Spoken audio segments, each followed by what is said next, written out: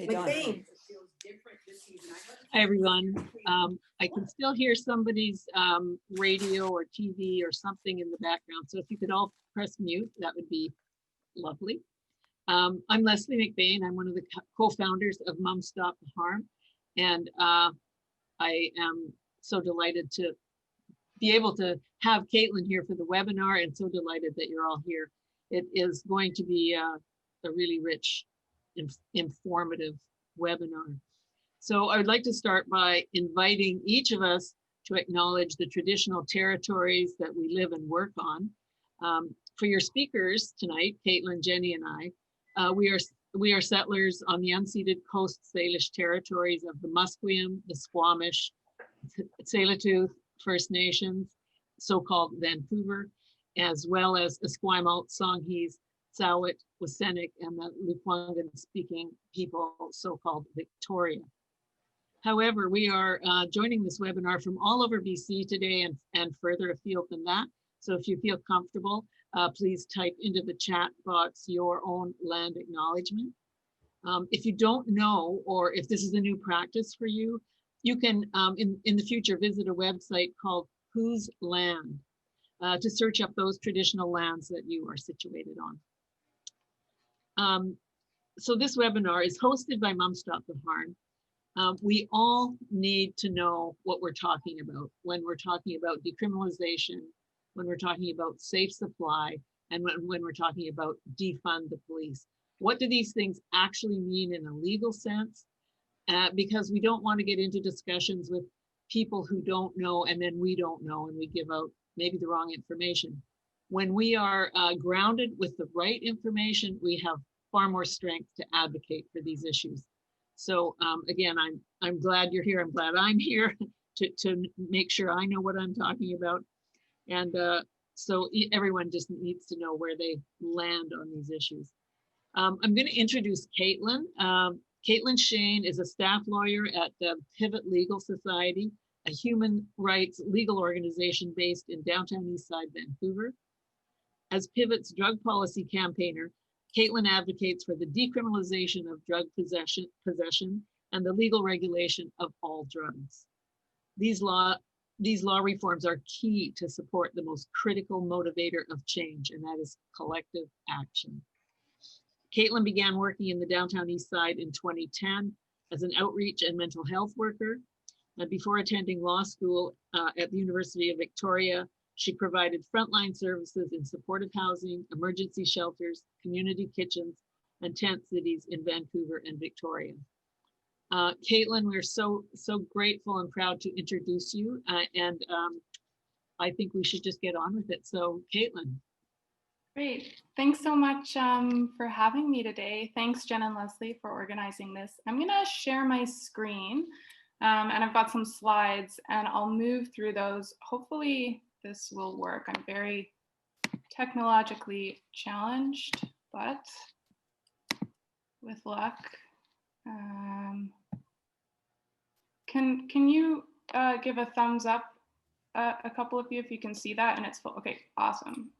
So yeah, and then also if you're finding that you're having difficulty hearing me, you'd like me to speak up or enunciate, please say so. And maybe, I can't see the chat right now, but maybe Leslie, you could flag to me. Again, thanks so much for having me today. I think that this is really an important conversation to be having at this point in time. You know, there's a lot of mystification and misunderstanding around these concepts of decriminalization and regulation. And it's really important that we know how to distinguish the concepts, that we know what they do and don't mean, so that we can be better advocates in ending the war on drugs. And I'm so grateful to be here. I admire your work so much. And I just, you know, I'm standing in solidarity and so grateful for all the work that Mom Stop the Harm does. It's really a key voice in this movement. And we just have to keep going. So Leslie already mentioned that I'm joining you from the stolen lands of the Musqueam, Squamish, and Tsleil-Waututh peoples. I'm really grateful to Indigenous people for their relationship to this land, but also for their work on the policies that we're talking about today. The drug war is rooted in racism and colonization, and if we're devoted to ending the war on drugs, we also must be bound up in the struggle for liberating Black, Indigenous, and people of color. These are things that go hand in hand, and they're deeply intertwined. So I'm approaching the webinar today with that in mind, and all of the drug policy work that I do. As a brief overview, I'm going to start with kind of a broad description of drug prohibition in Canada and kind of get into the different levels of government at which drug prohibition plays out. So federal, provincial, and municipal levels all have their own unique role to play in upholding drug prohibition and drug policy. And when we know sort of what each level is responsible for, it can help us to target our advocacy and to know who to ask for what we want. After that, I'm going to talk about the alternatives to drug prohibition, those being decriminalization and legal regulation. So I'll get into sort of what these concepts mean, what they can achieve, what they can't achieve, and a bit about why we're sort of advocating for these things. After both decriminalization and legal regulation, we'll have 10-minute windows to ask questions. And then I'll do a little bit of a primer on defunding the police. Again, sort of what this means, why the community is calling for it, and how it links up with our drug policy advocacy. How do these things go hand in hand? And then we'll have opportunity again at the end for more questions. And I'll do my best to make sure that you walk away with the information that you want and need. So yeah, a little bit about Pivot. Leslie already mentioned we're a human rights legal organization in the downtown east side. We tend to focus on sex workers' rights, housing and homelessness, police accountability, and drug policy, which is the area that I focus on. Our mandate is to use the law to address root causes of poverty and social exclusion, and we do that through a variety of tactics, whether it's litigation in the courts, whether it's lobbying at various different levels of government, or doing broad public education to support grassroots movements and civil disobedience. So federal drug prohibition, the federal level is kind of the main source of prohibition when it comes to drug laws. They're federal in nature because the federal government controls the criminal law, and drug laws are nested within Canada's criminal code in an act called the Controlled Drugs and Substances Act. Interestingly, in 2016, the federal government announced that it was going to start treating drug use as a public health issue rather than a criminal justice issue. And it even went so far as to move the portfolio from the Ministry of Public Health and Safety to the Ministry of Health. And that signaled sort of a good faith effort, and we were pleased to see that. But ironically, at the same time as it maintains this quote unquote public health approach, virtually every activity related to drug use remains criminal under the Controlled Drugs and Substances Act. So it is a criminal offense to possess drugs for the purposes of trafficking, to sell drugs, to import, export, manufacture drugs. All of that is illegal. So it is challenging to hear governments claim that this is a public health issue at the same time as they maintain a very deadly war on drugs and people who use drugs through upholding a criminal system. The way I like to think about federal drug prohibition is it's a blanket under which all of these activities are illegal, and then we have little carve-outs within that blanket that allow legal access to otherwise illegal drugs primarily for medical purposes.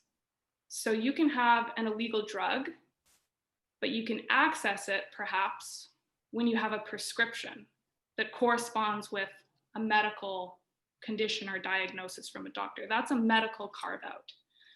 We also have something that you might have heard of called Section 56 exemptions. And this is a power that the Minister of Health has to exempt or immunize people or groups of people or whole jurisdictions from one or more or any provision of that Controlled Drugs and Substances Act.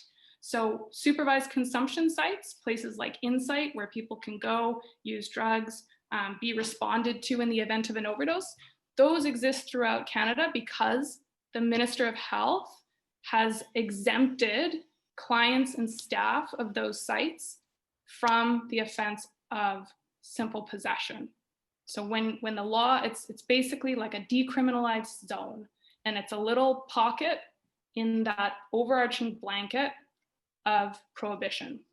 And the last thing I'll sort of say about these medical carve-outs is that it's really no coincidence that primarily the only carve-outs that we have are medical in nature. And that's because medicalization really is in many ways akin to criminalization, because it still allows for a significant degree of control over certain people by the state. And it still allows for pathologization and infantilization. And I want to be clear that, you know, most of our clients, if not all, are adults. But that for many of these clients, programs in treatment, programs like treatment or rehab, when they are involuntary or coercive, may be experienced as just another form of incarceration or imprisonment when they're involuntary, when there's no freedom of choice there. So that's kind of the federal scene. Now, I said that the federal government has control over the criminal law. Provincial governments have important roles to play too. Namely, the province has jurisdiction over the health of people in the province. And it's for that reason that provincial laws and policies tend to be concerned with drugs in that medical context. So the provinces control the prescribing and dispensing of drugs. They implement guidelines for drug dispensation to say who can dispense drugs and where. They establish the oversight bodies, the colleges of physicians and pharmacists. They fund or not programs for people who use drugs.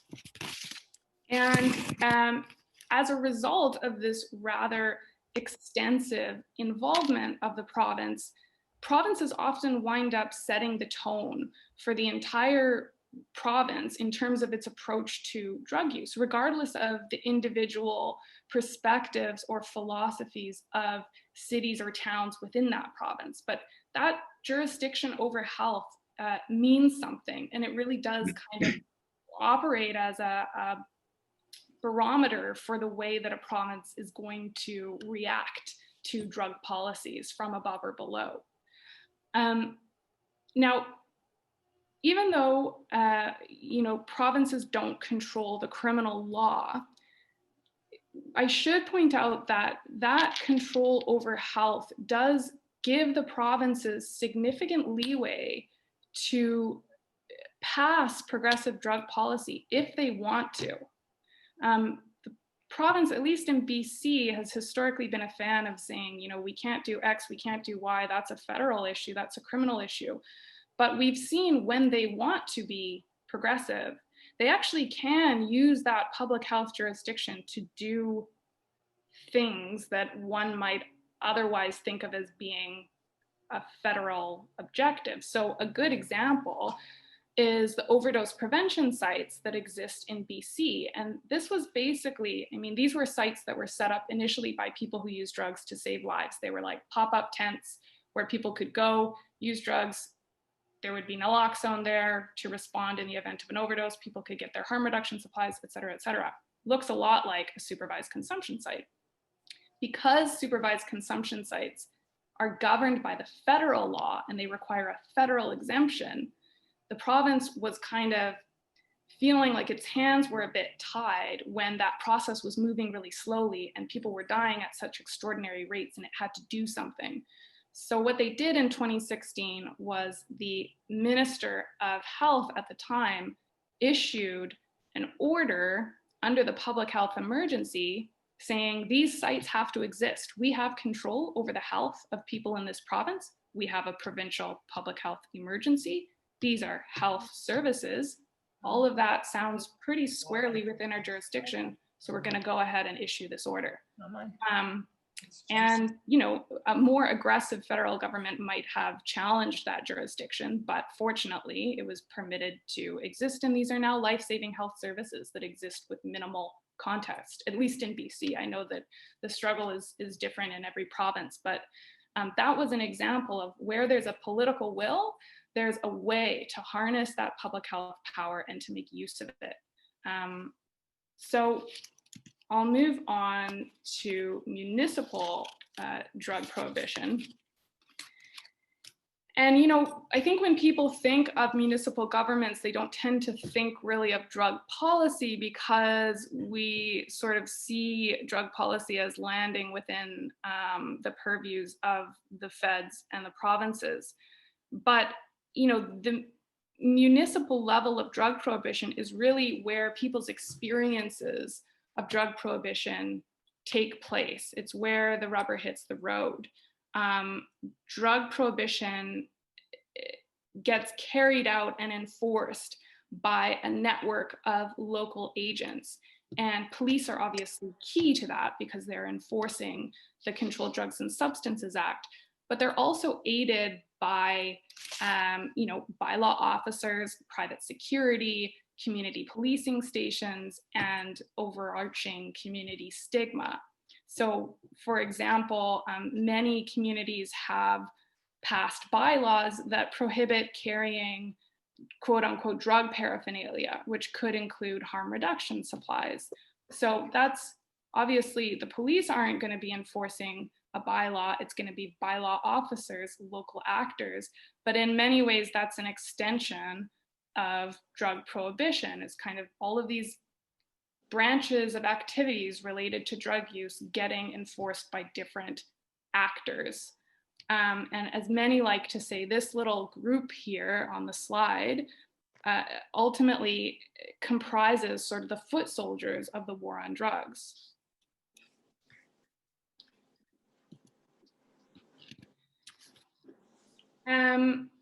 So we've talked about kind of the different layers of prohibition, and we can likely all agree that the collective outcome of these layers has been a very tragic and violent war on people who use drugs and their families. And it's obviously very critical that we advocate for alternatives to prohibition.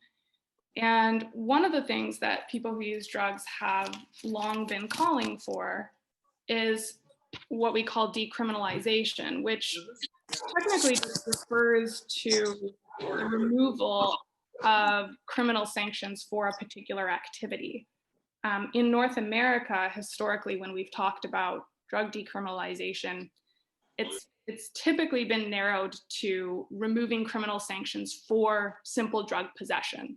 So it would no longer be a criminal offense to possess drugs for your own personal use. Now, I'll just flag that given the confluence of public health emergencies, given the ever-growing toxic drug supply, that call for decrim may well be expanding to include other offenses beyond just simple possession. You know, I've heard groups talking about, you know, maybe we need to make our call for decrim include possession for the purposes of trafficking when the amount is quite small. I've heard other people say that they want decriminalization of trafficking and importing and exporting. So it depends on who's making the call. But typically when you hear people saying they want drug decriminalization in North America, they're talking about removing criminal code sanctions removing Controlled Drugs and Substances Act sanctions for possessing drugs. Now, there's kind of two types or ways in which decriminalization can be achieved.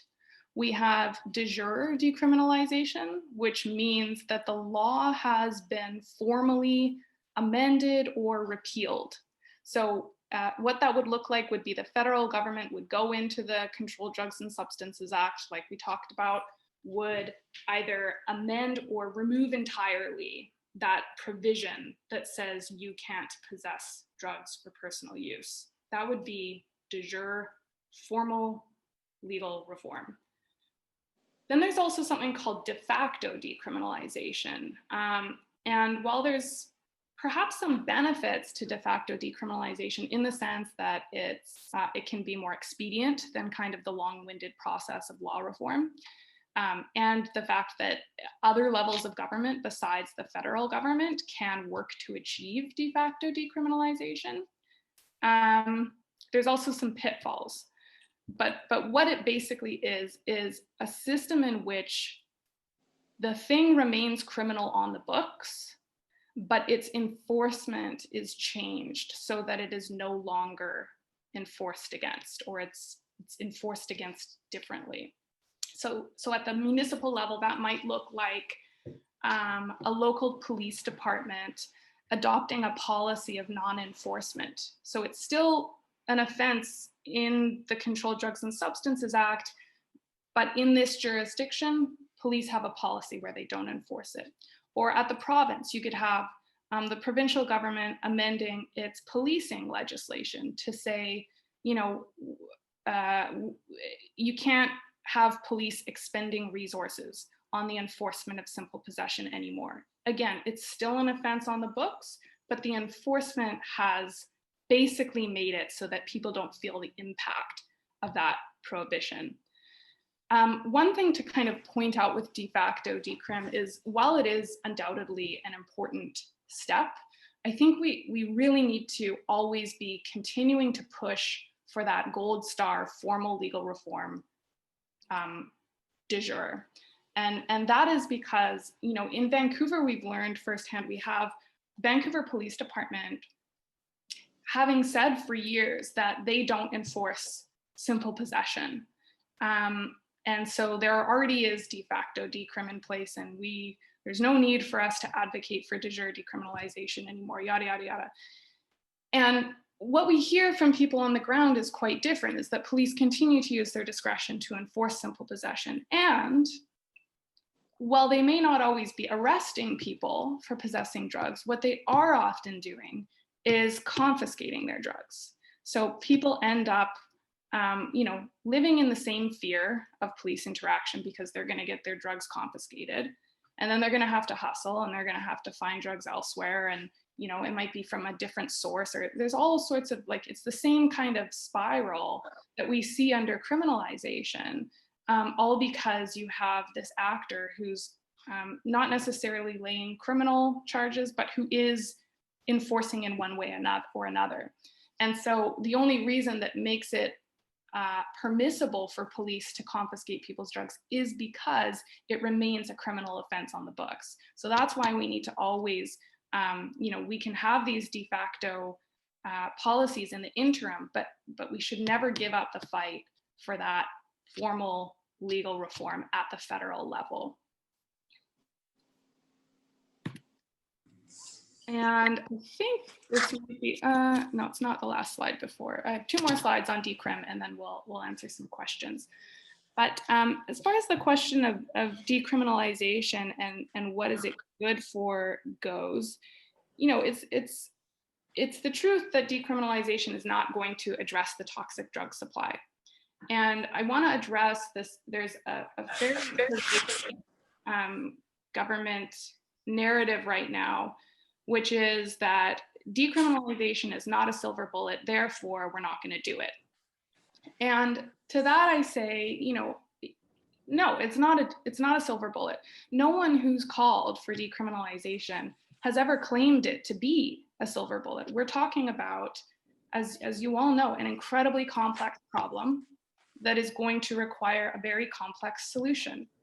And while decriminalization is not a panacea, it doesn't mean that it's not worth pursuing, because it's an integral part of removing stigma from drug use and of bringing drug use out from the underground, which is where it currently is, and which is where a lot of the harms that we see flow from. So I like to think of decriminalization really as harm reduction. It helps to bring drug use out of the shadows. It removes some of that stigma. You know, we know that most fatal drug overdoses occur at home when the person is alone.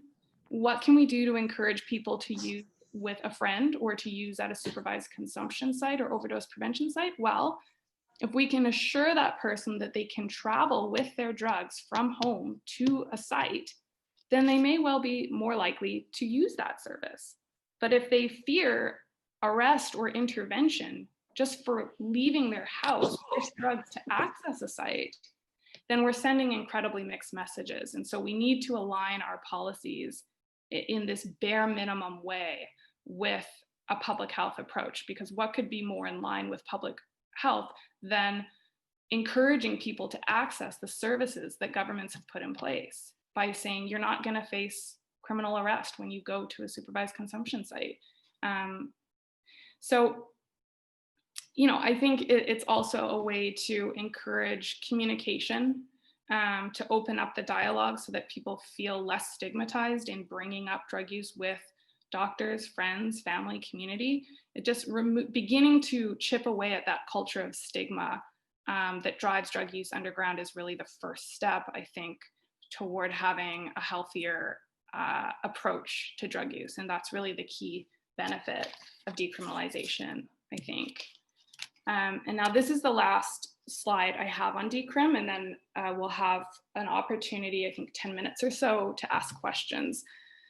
But as far as actual models of decriminalization go, these can really vary depending on where a country or a province or a jurisdiction is at in terms of its perspective or philosophy on drug use. So I find it really helpful to categorize decrim models under the headings of partial and full. Now, ironically, the most well-known example of decriminalization is the Portugal model. But in Portugal, they haven't actually fully decriminalized drug use, drug possession. They have partial decriminalization, and the same goes for Oregon. And that's because in these jurisdictions, while it's true that it's not a criminal offense to possess personal amounts of drugs, it is an administrative offense. And what that means is that in both Portugal and Oregon, one can face a fine or a health assessment or be required to attend something called a dissuasion commission. So there's like they basically just pulled out the criminal sanctions, which is good, but replaced them with an administrative regime. And what we've heard very loudly and clearly from people who use drugs in Portugal is that these administrative sanctions under a partial model still incite fear. They still drive drug use underground. And the most marginalized drug users, so people who are poor, racialized, homeless, they are the ones who continue to be targeted at the end of the day. And that's because, you know, these are fines that, while they're not criminal and the person isn't going to have a criminal record, it is going to deeply negatively impact their life to have a fine imposed on them that they can't pay, or to be, you know, required to attend a committee with a doctor and a lawyer and a social worker, you know, without their consent. So I think that, well, what I'll say is that by comparison, we have full decriminalization, and that's basically where we've removed all sanctions whatsoever for simple drug possession. It's basically police stand down, don't enforce, no fines, no sanctions, and that's that. And that's what we advocate for Pivot and at Pivot. And I will say that this is not to say, that we don't require services and supports for people who use drugs. What we say is absolutely, you must scale up health services, housing, education, employment, income, all of those things, but do not make those things contingent on a person being caught using drugs. Like, scale those services up and make them available to people free of stigma, free of police having to be the liaison or gatekeeper for those services. Police are not the appropriate people to be connecting people with the services that they need. So that's kind of what we talk about when we say full decrim. We say get rid of all the sanctions, but also scale up those services and supports so that people can access them in the way that works for them. Okay, that's all I'm going to say on decrim for now. And I think we have a chance to ask questions, and then I'm going to talk a little bit about legal regulation, then we'll have more questions, and then we'll talk about defunding the police. So I think what I'll do is stop sharing my screen for now so that I can see the questions. Katie or Caitlyn, do you want me to read them out to you as they are? Sure, yeah, whatever ones you think I should. Yeah, we've got a couple here. Just from Ben Goner. Welcome, Ben. I was informed by a local officer that they don't enforce personal possession. He stated that decrim was unnecessary because of this. So that's more of a comment on his experience around decrim. Yeah, I'm really happy to answer this question because I don't know where you're writing from, Ben, but we have the same thing from the Vancouver Police Department here in Vancouver, this narrative that, we don't enforce it, so therefore, you can stop fighting for decrim. And I think it's, when police are saying that, it's probably a good sign that we're pushing hard and we're getting somewhere because they're kind of on the defense. But what I'll say is, and I'm speaking here from the Vancouver context, but I suspect this is true most everywhere that you all are calling in from, and it's that police can say one thing, but when you actually hear from folks on the ground, oftentimes it's another story. So we hear all the time from people that actually police are enforcing simple possession. And the other thing is that even if, and it's true that the rates of enforcement in Vancouver are quite low, like the actual rates of arrest are quite low for simple possession. But what does happen all the time is what I was talking about earlier, which is this confiscation. So police go up to people, they don't give them they don't arrest them, there's no paper trail, it's just, you've got illicit drugs, give them to me and I'll dispose of them. And I think in Vancouver, at least, police have kind of used this as an example of like, hey, look at us, we're not enforcing, we're doing really great. All we're doing is confiscating people's drugs, and then now they don't have a criminal record. But what we hear over and over and over again from people is that that makes my life incredibly hard. That does not mean I'm just gonna stop using drugs for the day. It means now I've got to hustle and I've got to go elsewhere, and I don't know where that's gonna be, and I might be in withdrawal, and my regular dealer isn't there anymore because it's the end of the day. Like, there's so many different factors for why that can really destabilize someone because the hustle goes on even though there's no criminal record. So I think it's we need to keep pushing despite what police might say in terms of if they've passed this policy or not. And the other thing is, we can't really rely on the police's word that they're not going to enforce. What we need is legal certainty. We are entitled to know what is going to result in a criminal arrest and what isn't. That is a basic right, to know what we're up against, legally speaking. And so if we just have police saying, oh, don't worry about it, we're not enforcing, is that going to eliminate the fear that people who use drugs face on a daily basis? Absolutely not. Many of them have had terrible experiences with police, and just the fact of knowing that there may well be that possibility, because police can, at the end of the day, enforce it if they want to. So that fear is going to persist because the possibility is always there. And if we're really committed to ensuring that people feel safe and comfortable and confident accessing health services, then we need to absolutely assure them that they are not going to face arrest en route to doing so, and that we're really committed to destigmatizing drug use. Hope that answers your question, Ben. Thank you, Caitlin. There's another question from Deborah Pico. I hope I said that right. How would decriminalizing traffickers benefit people who use substances? Yeah, so I mean, I think there's kind of a spectrum of trafficking. What we kind of advocate for at Pivot is decriminalizing trafficking when it's like possession for the purposes of trafficking, which is to say when it's someone who's dealing small amounts of drugs and oftentimes dealing as a means to support their own drug use. So if you look at kind of the chain from manufacturer to consumer, there's a lot of people in between.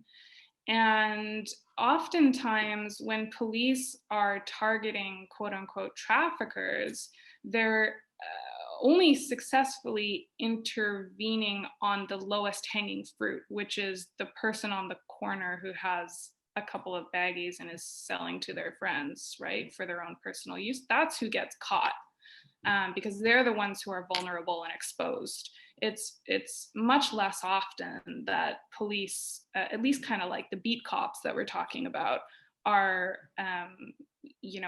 capturing the kingpin. It's way more often like vulnerable people who use drugs themselves. So I think that's a nuanced conversation in terms of like, are we talking about decriminalizing trafficking writ large, or are we talking about decriminalizing trafficking when it's a smaller amount and when there's all these factors in place? So I would say that, yeah, like in my organization, we're kind of, I think we're tending to focus on sort of like the side of trafficking that is kind of lower level or street level dealing. But there are people that want to decriminalize trafficking writ large. And I think that the argument there is that we're seeing more and more, and studies are showing more and more, that traffickers, like dealers, are playing a critical role in harm reduction here, in the sense that we're finding that drug dealers are oftentimes have positive relationships with their clients, consistent relationships with their clients. And because they're invested in their clients, they are willing to test their drugs. And so a lot of these drug testing services in Vancouver and BC that have been studied have found that a significant number of their clients are actually drug dealers who want to test their product before selling it. And the other thing is that, it's the consistency of dealers that people are finding to be an important harm reduction measure. If you go to the same person every day, you kind of know what you're getting, your substance, they've tested it, you've got that security. And so that's just like, I think that's just something that we're seeing more and more that could add to this conversation, is like, there's always been a really negative stereotype about people who deal drugs, but if we actually think about it, oftentimes they're an important part of the puzzle. And if we're committed to the public health element and to harm reduction, then we need to include them and have them be part of this conversation of decriminalization and legal regulation, because in many cases they are providing the safest supply of drugs that we have in an incredibly toxic market. Great. Julie and Caitlin, I'm just conscious of your time. So you let me know if we need to move along. There's a question from Juliet, and she's asking, at the federal level, will decrim include removing or amending minimum maximum legislation? I guess I'm not when you say minimum maximum legislation, are you referring to? Hi. Yeah, I was curious about minimum mandatories, sentencing. You know, when you look at it from my perspective, from criminological perspective, those sentences seem rife with politics. Those sentences seem very unfair, and I wonder if that's part of the focus for the decrim movement, is to address those. That's a good question. For those that are curious, mandatory minimum sentences are basically like a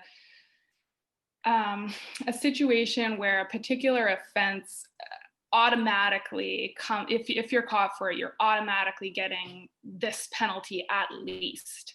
And in many contexts, mandatory minimum sentences have actually been found to be unconstitutional in Canada because they totally don't take into context the individual circumstances of an accused person. And so they've been found to violate the charter in a number of ways.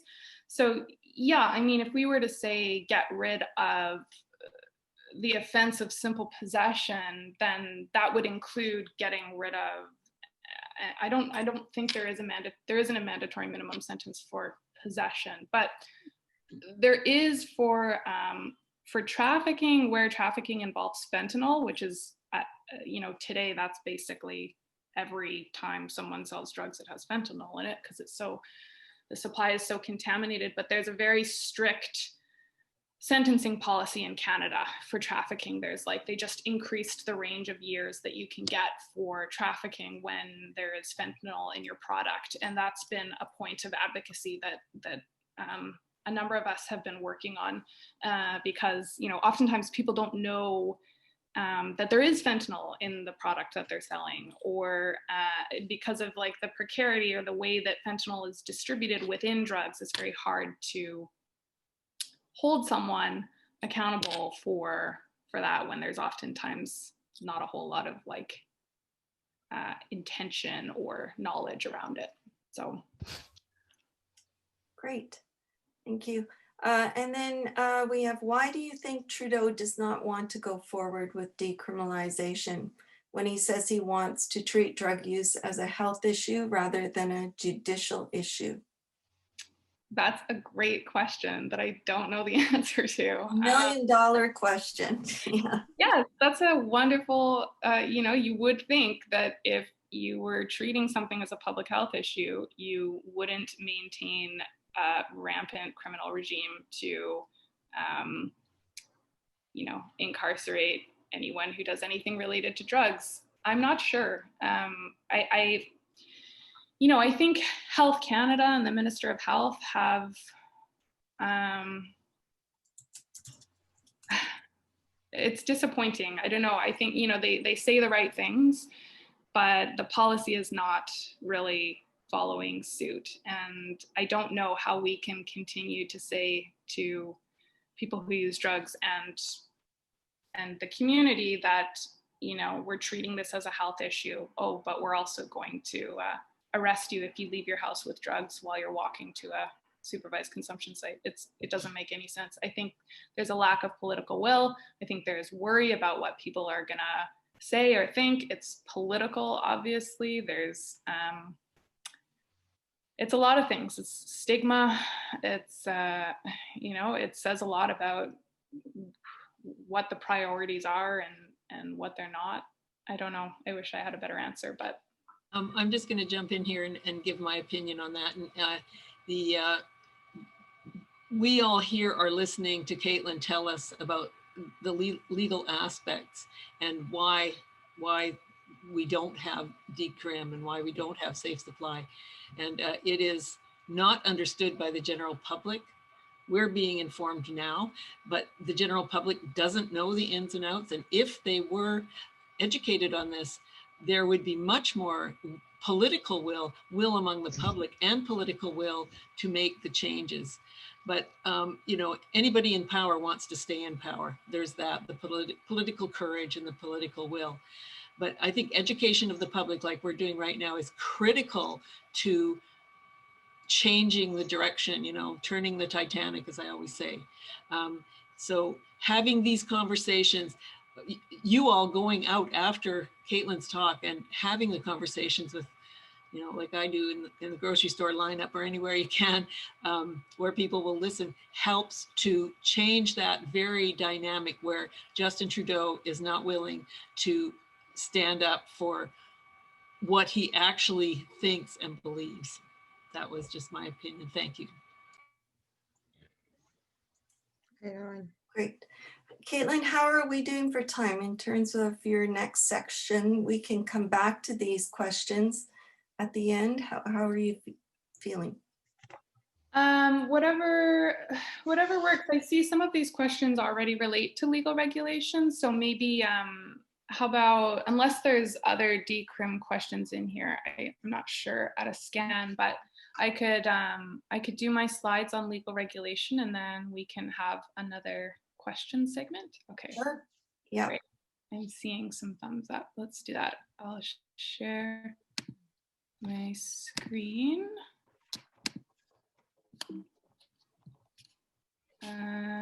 Okay, great. So, given that decriminalization, as we discussed, doesn't address the toxic drug supply, because what it does is it removes, you know, the criminal sanction for using or for possessing drugs, but it doesn't actually get at the problem of the toxic drug supply. And that's the big piece about decriminalization, that when people say it's not a silver bullet, it's like, yes, you're right, it's not a silver bullet because it's not addressing the toxic supply. Again, it's not a reason not to do it, but what can we do to address the toxic drug supply? That's where legal regulation comes into play. And legal regulation refers to the process of making something legal and then tempering or constraining it through imposing regulations. So we already regulate all sorts of things, from driving a car to tobacco to alcohol sales. We do it with a whole array of products. And in all of those instances, if we ask the question of why do we regulate, it's to ensure quality control and to mediate access to those products or substances. And legal regulation, despite what people think, is not or does not have to be a free-for-all. That's kind of, you know, when I first started talking to people about legal regulation, I was always kind of met with this concern that there was going to be, you know, drugs on every corner. And I mean, the ironic thing is that under Prohibition, there is drugs on every corner, because it is a free market, essentially. But legal regulation actually allows us significantly more control than we would have under Prohibition or a free market. So if you think about the legalization of cannabis in 2018, for instance, that did not result in a scenario where you can use or buy cannabis unlimitedly, right? You are limited to having a certain number of plants. You can only get it from licensed dispensaries.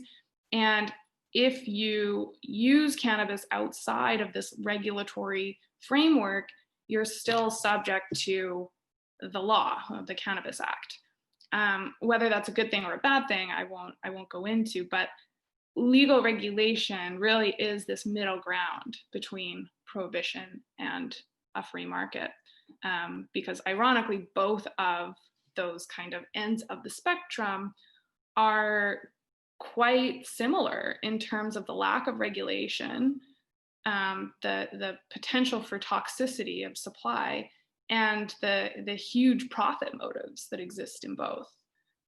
It's really only by regulating drugs that we can actually address the toxicity of supply, by ensuring that drugs meet a quality standard, and by ensuring that we can mediate who can access and who's limited from doing so. To rehash kind of what the benefits of legal regulation are, the primary benefit, as I was saying, is that we have more control. Not only can we control the potency of illicit drugs, but we can also control every link of the drug chain. You can control who manufactures the substance, who can sell it, who can buy it, who can dispense it, where and how it's consumed, the product itself. None of this is possible under Prohibition. Remembering that Prohibition has resulted in a robust illicit market, and that's because Prohibition responds to supply, but not demand. Basically, Prohibition says we're gonna blot out the supply. You're not gonna get it anywhere from any of our legal places, but it ignores completely the fact that people want and need to use drugs for various different reasons. And where there is a demand, supply will somehow manifest, whether it's legal or not. And so long as you have people who are using drugs, which will happen for eternity, you are going to have some type of market responding to it.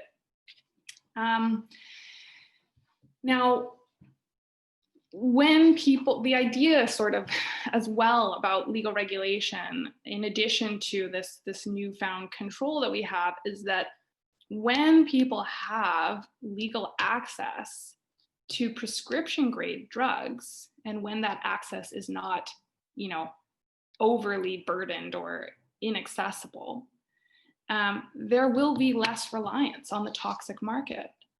If you have, the opportunity to access the drugs that you need, and they are of a higher quality, and they're not sort of like your access hasn't been totally barriered off, then of course you're going to use that supply rather than the supply that you don't know what's in it.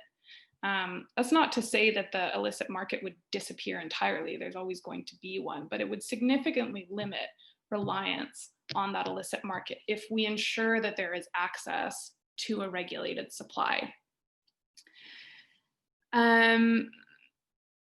Yeah, okay, so, and this, I think, yeah, this is my last slide on legal regulation, and then we'll again have an opportunity to ask questions.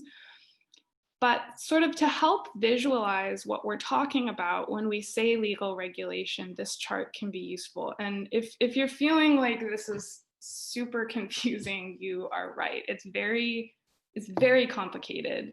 And it's, I'm constantly having to bend my mind in order to understand kind of what these models mean and how this works and who does it, but trying hopefully to make this somewhat accessible. So this chart shows a spectrum of different regulatory models, any and all of which can be tailored to individual substances or people. So you can have one drug that is only available through the doctor model, and another drug that is available through licensed premises. So it doesn't have to be a kind of like all drugs in one model. It's totally tailored. On the far end, on the right, we have unlicensed premises. And this is, I think, what most people think of when they think of legal regulation. And that's kind of the corner store, or like, walk in and buy what you want.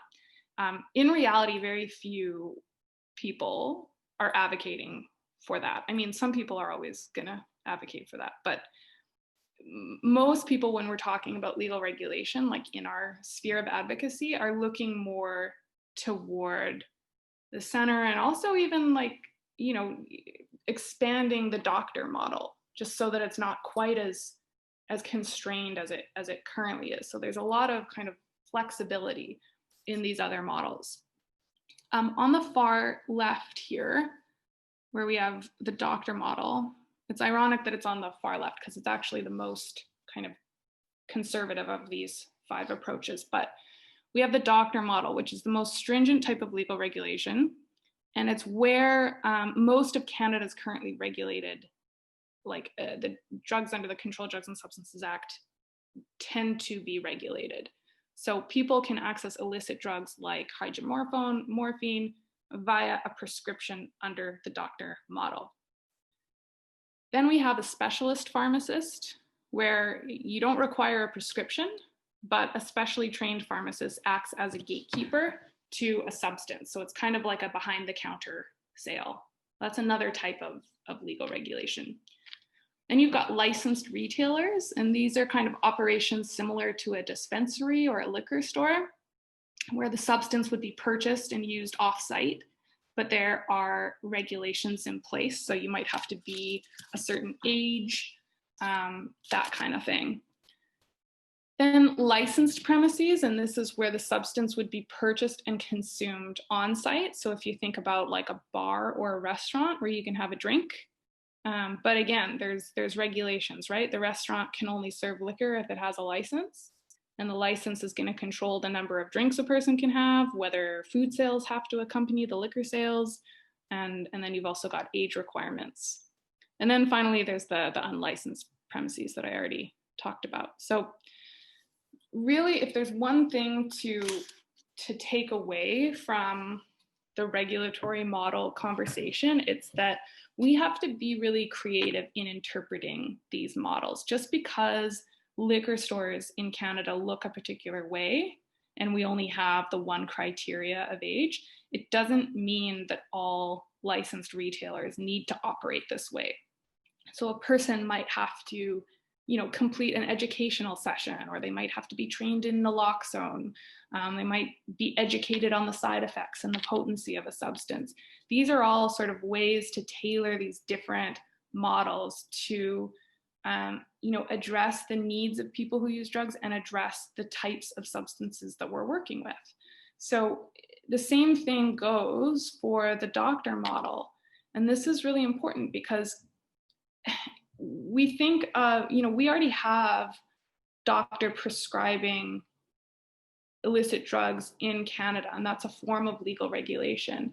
But it's very narrow, not because the doctor model is inherently super narrow always, but because that's how we've, you know, created this framework. But the province can increase access within the doctor model. So the provincial guidelines for prescribing a substance can have a significant impact on how accessible it is.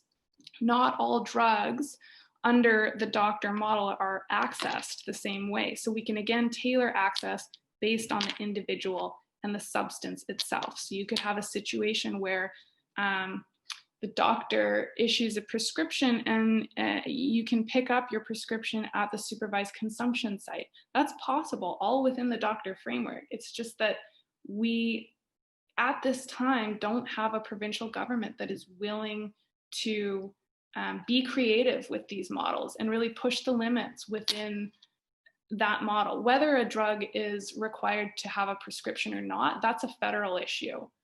That means that the drug, like Schedule 1 drugs, those require prescriptions. It's up to the feds to deschedule or reschedule a drug. But assuming that a drug is going to remain requiring a prescription, there are things that the provinces can do to increase access and create a more flexible or creative way of accessing these drugs so that they're more available to the people who need them. Okay, I think that's it for legal regulation. The next up, we'll have defunding the police. I just have a couple slides on that, so I'm gonna stop sharing my screen and we'll have some questions. Jenny, did you want me to pose some questions here? You're muted. Okay, Caitlyn. So here's a good question from Mary. Would fentanyl ever fall under, one of the regulatory models? So interestingly, fentanyl is already prescribed in hospitals, sometimes to children for extreme pain in surgeries. So that's the thing, is like, we think of legal regulation oftentimes as being this very radical policy where it's just like, there's no rules, no laws, and we already do regulate a whole bunch of very potent substances, including fentanyl, but we regulate them very tightly. So yes, fentanyl is currently regulated very narrowly. Is it possible that that regulation will become more lenient?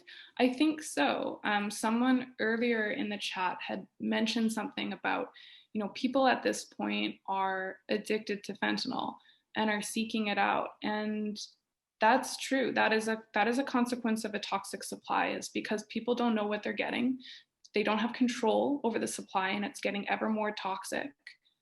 Yes, these are addictive substances that it's not about like wanting to be dependent on fentanyl, but that is a consequence of a supply that's utterly saturated with fentanyl. And so I do think that we will start to see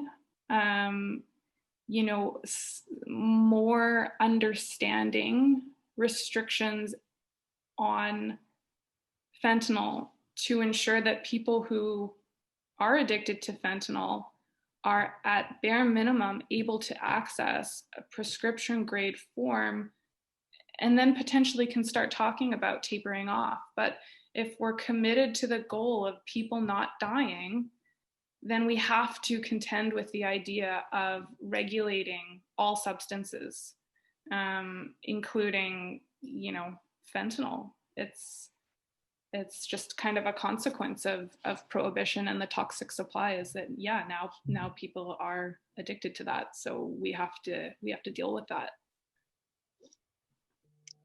Thanks, Caitlin. Here's a question from Jenny, and it's a question that we're kind of working on in Mom Stop the Harm.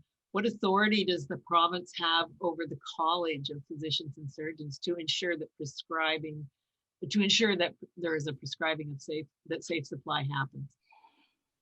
Yeah, so this is a really good question. I'm currently working on a report that really explores kind of the colleges and the province's relationship, because the colleges are a significant source of pushback when it comes to legal regulation and progressive drug policy. And so I don't know. I can't give you a solid answer in terms of what the actual control is. I think more often than not, it works in a kind of like synergistic way where you have like communication and dialogue and working together. And I don't necessarily see the province, regardless of whether it has control, I don't see the province stepping in and saying, you have to do this, because the colleges are incredibly, they have a lot of power in their own sphere. But I think that, if you can work with the provinces to encourage the colleges to do these things, then that's like a significant push. What I will say is that one point of advocacy that we have been working on at Pivot is encouraging better training for doctors in med school and afterward with respect to prescribing these substances like fentanyl and heroin. I think the number one thing that I hear from doctors is that they weren't trained to do this. There wasn't an epidemic like there is today back when they were in med school. And so we're really kind of on a bit of a new frontier in some ways. I mean, obviously the war on drugs has been going on for forever. But like, I think we've reached a bit of a fever pitch where, there's like a strong push to educate doctors and nurse practitioners to be comfortable in prescribing. And because as it stands, there's so few doctors who are willing to prescribe because it's just not something that they're comfortable with. And up until very recently, we haven't even had guidelines for prescribing heroin for the purposes of like maintenance therapy. So, there's like a way, I'm not a doctor, but there's like a way to prescribe for maintenance therapy for people who are using illicit street drugs. And this is like, it's like a safe supply to ensure that someone has what they need from a regulated supply. And we only just got guidelines recently for heroin to be prescribed for substance, quote unquote, substance use disorder. So it's about implementing those guidelines and making sure that doctors know how to prescribe and how much and what the guidelines are. And I think that push for education is something that it's kind of hard to deny is necessary. And so I'm finding that that's kind of a good thing to push for with the province at the college level, because I think we can all agree that that's like vitally important right now. Yeah. Thanks, Caitlin. There are on the chat, there are a lot of statements rather than questions. They're very good statements and things that should be considered, but we're going to stick with the questions because we don't have much time. Karma asks, and this is a good one, I can't find it exactly, but she was asking about youth and the system of regulated drugs. Am I right, Karma? I can't find it here, but that was right. That's what you said. People who are underage who are struggling with substance use disorder, how will they fit into the regulated legal supply? That's a really tough question. I mean, typically the folks that we work with, our clients, tend to be adults, and it's a tricky question when it comes to youth. Obviously, we can all imagine why that is. It's really hard, and youth are. There's like a separate legislation that applies to youth besides the Controlled Drugs and Substances Act. It's the Youth Criminal Justice Act. So amendments to the Controlled Drugs and Substances Act will not necessarily impact youth unless you deliberately amend the youth legislation. So it's not just kind of like a default byproduct of regulating drugs. It would have to be the federal government and the provinces committing to ensuring a safer supply for youth specifically, because it's separate legislation. And I think that, people are all over the map in terms of where they stand regarding legal regulation of drugs for youth. I'm not even sure really where I'm at on it. I don't feel I have all the answers or the information to I think it's really complicated. I do think that there are certain principles that hold regardless of age. And one of those is that coercive or involuntary treatment or abstinence or rehab has scientifically been shown to be less effective. And so I think if we're really focusing specifically on the research and evidence, we see that coercive programming doesn't have the best track record. And it's kind of hard to, I think, for a lot of people to wrap their head around, like a child using drugs and just kind of not, not ensuring a program for them. But I think there's a difference, I guess, between forcing and ensuring that youth have access to health services and education. I think, prevention education is a huge part of this too, is like making sure kids have the information that they need before they use drugs. But yeah, as far as legal regulation goes for youth, I'm not sure the answer. I would suspect that the government would be highly, highly opposed to that. They're already incredibly opposed to legal regulation for adults, let alone youth. And, you know, it's a harder argument. So I don't know. I don't think I can give the best answer for that. I think too that where it comes to youth and drug use or substance use disorder, not just trying drugs, is, and I say this with great reservation, but really the family doctor, if you are lucky enough to have one, and you're lucky enough to have one that is somewhat educated on substance use disorder, would be a place to go. You know, if you have a kid who's wanting help, that would be really one of your only options. I don't know, how are we doing on time? Because we have quite a few questions here, and that are good ones, but we're also at 5:13 by my clock. So that means we only have about 15 minutes left. Is that right? So, I only have 2 slides left. Those are the defunding the police slides. I can get through those in probably 4 or 5 minutes. And okay, then we do that, yeah. And then we'll do final questions. Sure. Okay. Some good ones here, so we'll come back to them. Sharing my screen.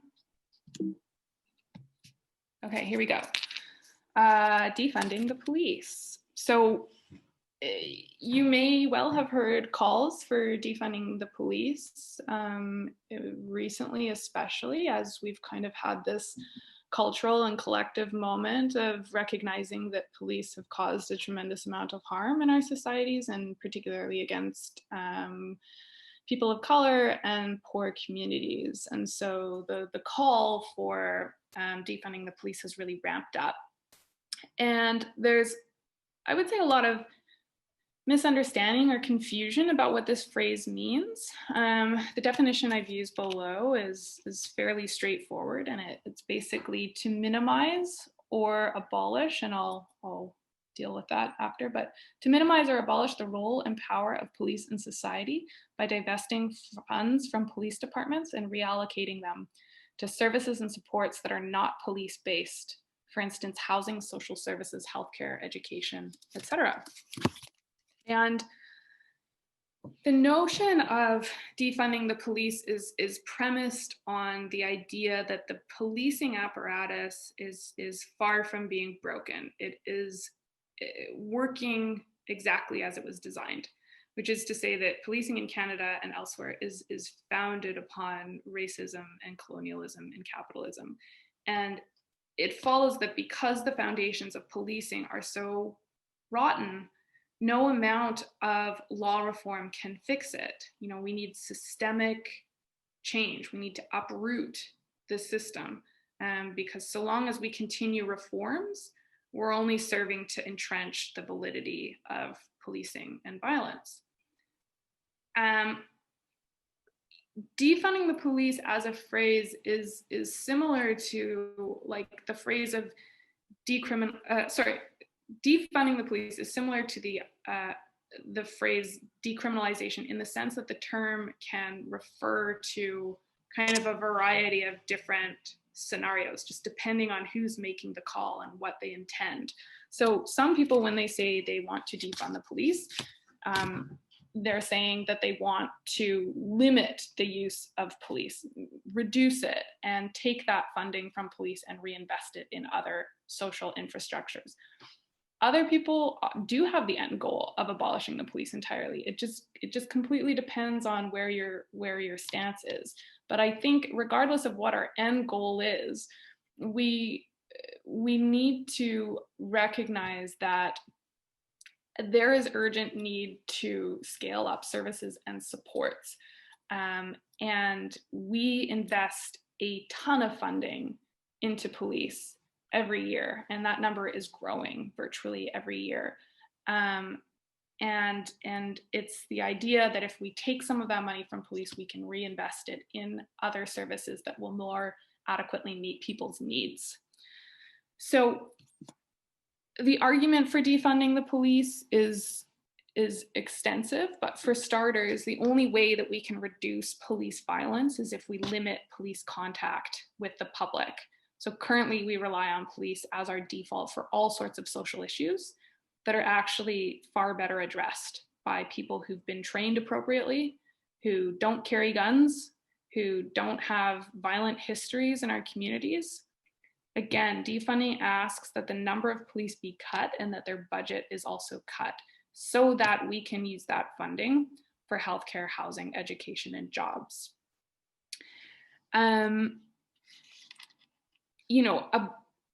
It's frustrating to see the amount of money that we put toward police every day is in many instances being used to address the harms that are caused by police in the first place. So it's a bit of a snake eating its own tail.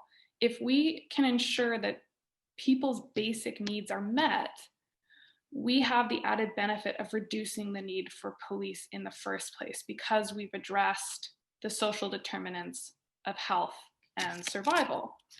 Now, as far as the relationship between defunding the police and our drug policy advocacy goes, the link is absolutely there. So if we reallocate funding into housing all people and ensuring adequate employment and scaling up healthcare, we address some of the roots of why people find themselves in precarious situations to begin with.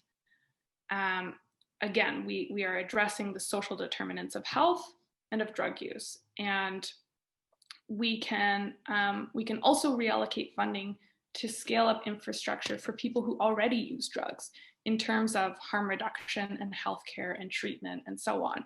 So it's only through this reallocation of funding that we can respond to harms in society more effectively and with less violence. It's a more intelligent approach to addressing very complicated social problems for which we just kind of default rely on police for. Okay, that's it for defunding the police. And I guess we have a little bit of time left and we can go through the last of the questions. I'll stop sharing. As I say, a lot of the questions are not questions, but statements and statements of fact and of circumstances. I'm going to go ahead, if you don't mind, Caitlyn, and answer one of these questions because it's not really a legal question. Please do. It was, who was it? See, there's a string of them. It's hard to anyway, it was about people people who are not involved in substance use disorder, who are not addicted, but that they could just under legal regulation go in and buy heroin, say. That is the more, I guess, free market look at things. It's one that I happen to support in that they're like cannabis. They're hopefully someday there will be a way for people to access drugs that are now illegal in a safe way. But I think that kids, especially youth and people at parties that think they're getting cocaine and they're actually getting fentanyl, will continue to unfortunately access that illicit, dangerous supply. So what we're talking about and what Caitlyn's talking about really is the law and how the law can change to support people with substance use disorder. It's not going to stop. The only thing that's going to stop kids from using drugs, well, there's probably nothing, but is education, and education from an early age, and parental guidance, and attendance to mental health issues of kids. I know my own son had ADHD and had dyslexia. These are the things that kind of made him want to self-medicate. So there's always going to be kids like that. So it's vigilance. But for the kid who's going to try something at a party, they're still at high risk. Unless the legal regulated drugs are diverted, which is a real possibility if we ever get legal regulated drugs, that kids know or people know they're getting a safe supply, we're still going to have the deaths. We're still going to have the overdoses. So what Caitlyn's talking about is we're going to do the best we can to get a regulated supply for those people who are vulnerable, for those people that we don't see who are dying in their own homes of a toxic supply because of the shame and stigma. We're going to work until forever until we have those people be in a safe space with their drug use, and hopefully they can get treatment if they want it, and all the things that are going to mitigate this addiction in their lives. but in the meantime, staying safe with a regulated safe supply, with decriminalization, which will keep them out of prison or out of the situation of having to pay fines or being stopped and harassed on the street. You know, that's what we can do now. That's the way I look at it. This is some of the these are some of the things we can work on now and advocate for. There's a lots of other comments on here about how many doctors can be, you know, why doctors aren't being trained in addiction medicine, why we don't have enough treatment beds, what happens with methadone and Suboxone, and why pharmacists can behave the way they do sometimes, which isn't optimal, etc. So they're all really good questions, not quite in the purview of this particular webinar, but it makes me realize that we need another webinar. We probably need lots of webinars to educate ourselves on these issues. Jenny. Just interject, because we had about 3 requests, Caitlyn, asking if you would be sharing copies of the slides. Yeah, absolutely. I think Jen and Leslie, you both have the PowerPoint. If you want to send it to everyone, that's fine with me. Awesome.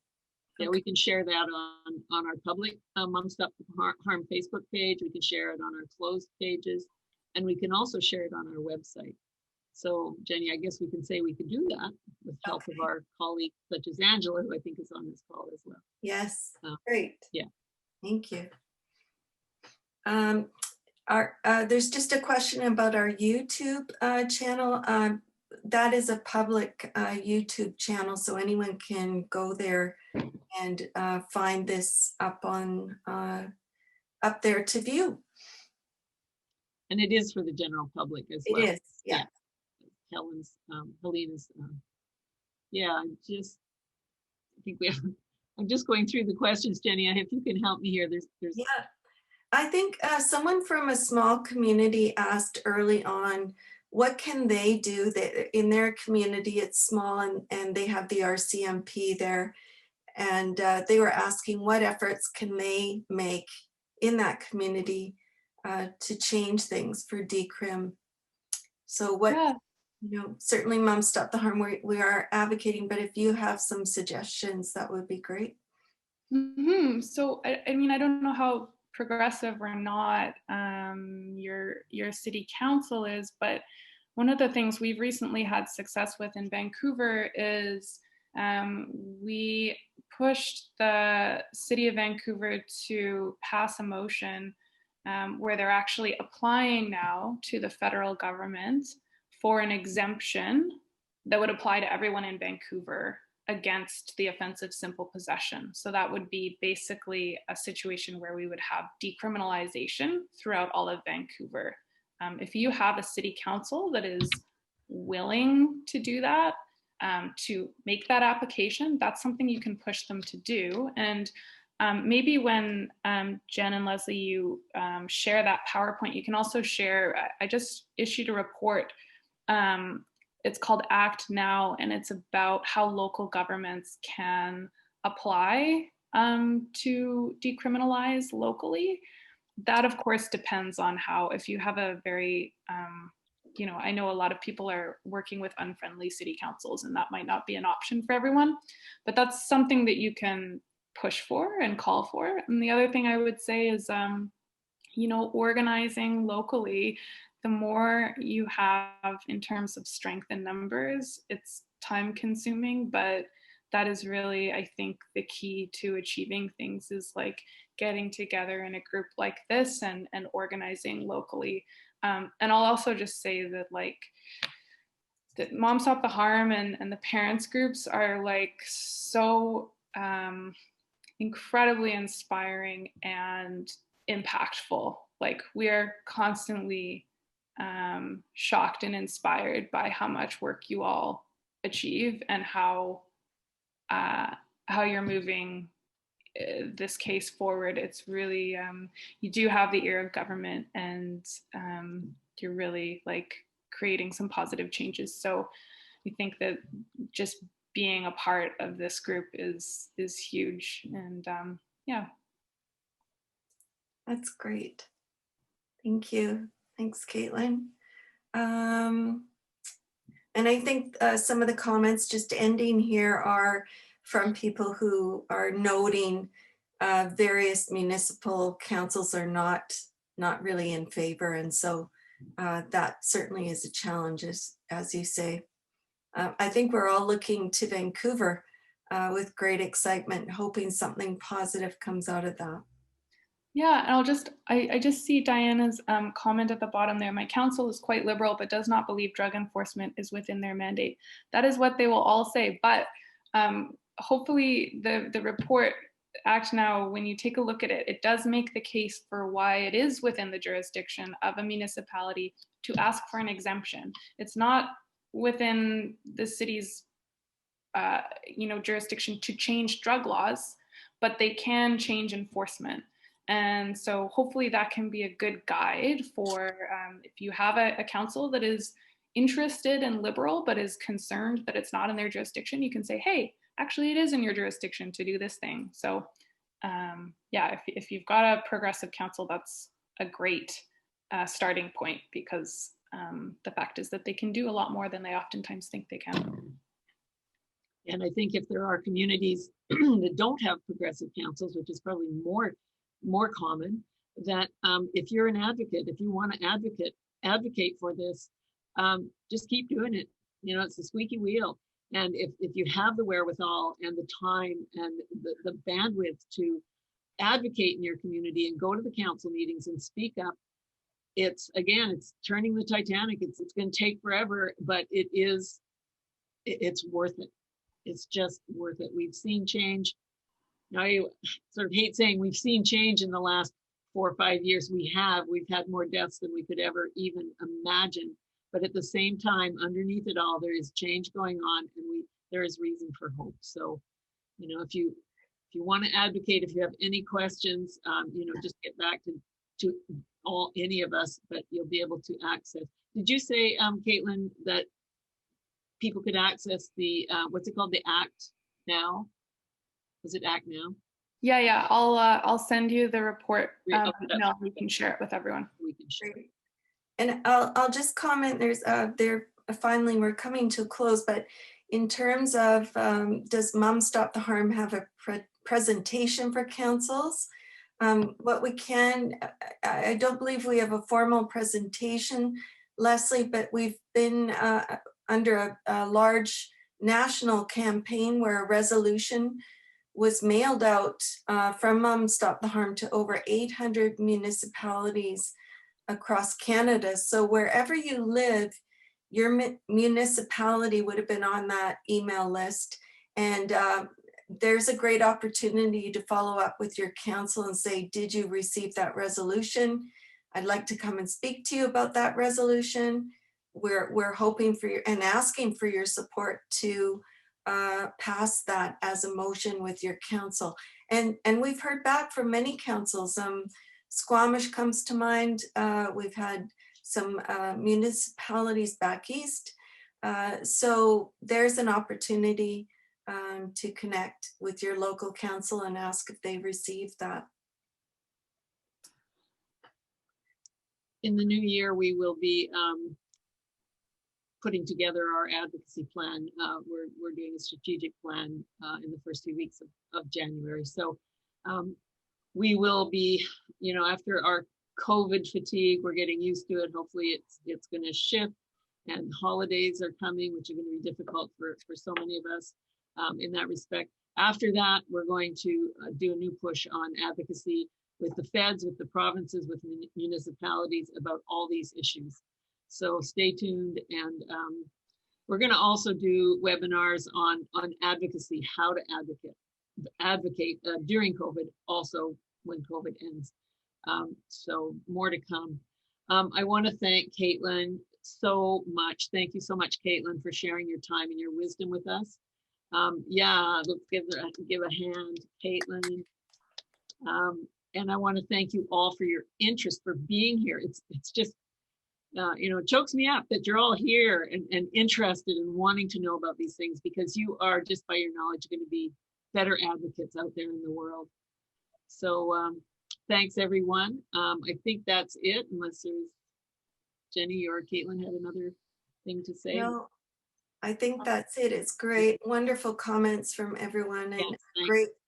great presentation, Caitlin. So we look forward to sharing the slideshow and the Act Now document. So thanks, everyone. Thanks, everyone. Really, really honored to have presented tonight, and good luck with all of your advocacy. Thank you. Thank you.